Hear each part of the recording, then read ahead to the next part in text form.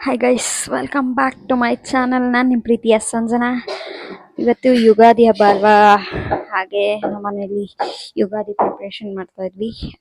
ನಾನು ನಿಮಗೆ ಬಾಗ್ಲ ತೋರಣನ ಅಂದರೆ ಮಾವಿನ ತೋರಣ ಹೇಗೆ ಮಾಡೋದು ಅಂತ ಹೊಸ ನ್ಯೂ ಟ್ರಿಕ್ ತೋರಿಸ್ಕೊಡ್ತೀನಿ ನೋಡಿ. ಓಕೆನಾ?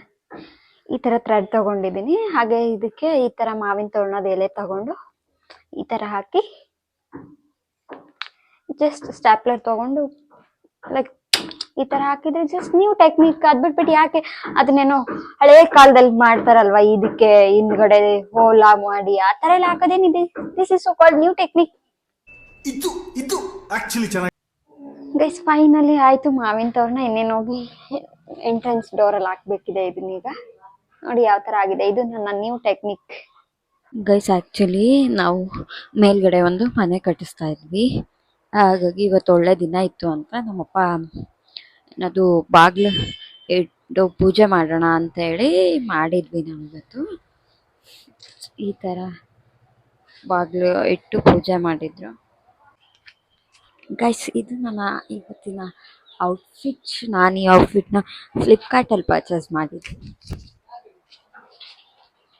ಯುಗಾದಿ ಅಂದರೆ ನಿಮ್ಗೆಲ್ರಿಗೂ ಗೊತ್ತೇ ಇರುತ್ತೆ, ಹಿಂದೂಗಳ ಹೊಸ ವರ್ಷ ಅಂತ ಹೇಳ್ತಾರೆ.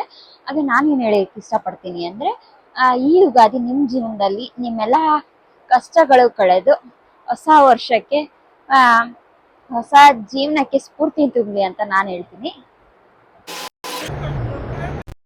ಇರುತ್ತೆ ಅಲ್ವಾ, ಯುಗಾದಿ ಅಂದರೆ ಹಿಂದೂಗಳ ಹೊಸ ವರ್ಷ, ಹೊಸದಾಗಿ ಥರ ಮಾವಿನಕಾಯಿ ಎಲ್ಲ ಬಿಟ್ಟಿರುತ್ತೆ. ನಾನು ನಮ್ಮ ಅಜ್ಜಿ ತೋಟದಲ್ಲಿ ಹಾಗೆ ಸ್ವಲ್ಪ ಮಾವಿನಕಾಯಿ ಕಿತ್ಕೊಂಡು ಹೋಗೋಣ ಅಂತ ಬಂದೆ. ಪ್ಲೀಸ್, ಯುಗಾದಿ ಸ್ಪೆಷಲ್ ಏನು ಅಂತ ನಿಮಗೆಲ್ಲ ಗೊತ್ತಿರುತ್ತೆ, ಬೇವು ಮತ್ತು ಬೆಲ್ಲ. ಬೇವು ಬೆಲ್ಲ ಏನು ಅಂದರೆ, ಬೇವು ಅಂದರೆ ಅದು ಆ್ಯಕ್ಚುಲಿ ಕಹಿ, ಬೆಲ್ಲ ಬಂದು ಸ್ವೀಟ್.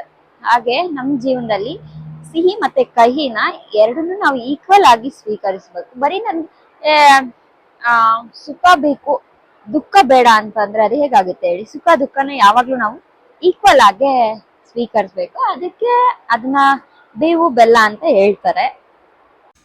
ಎಲ್ಲಾದರೂ ನೋಡಿ ಇವ್ರ ಮೂವರ್ದು ಯಾವಾಗ ನೋಡು ಫೋಟೋ ಶೂಟ್ ಮಾಡ್ತಾನೇ ಇರೋದೇ ಒಂದು ಕೆಲಸ.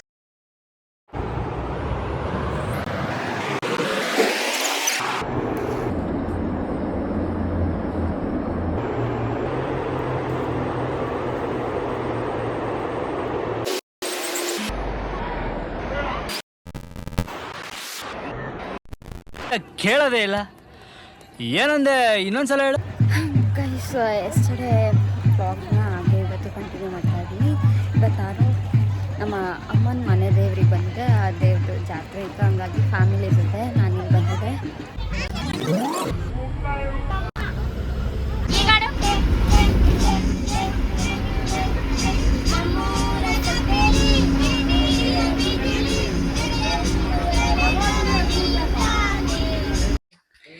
ಹಾಗೋ ಈಗ ಮಾಡಿ ಫೈನಲಿ 5:30 ಆಯಿತು ಗೈಸ್.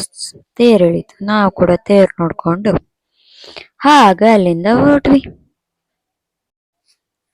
ಸನ್ರೈಸ್ ನೋಡಿ ಗೈಸ್, ಏನು ಸಖತ್ತಾಗಿದೆ, ಸೂಪರ್ ಆಗಿದೆ.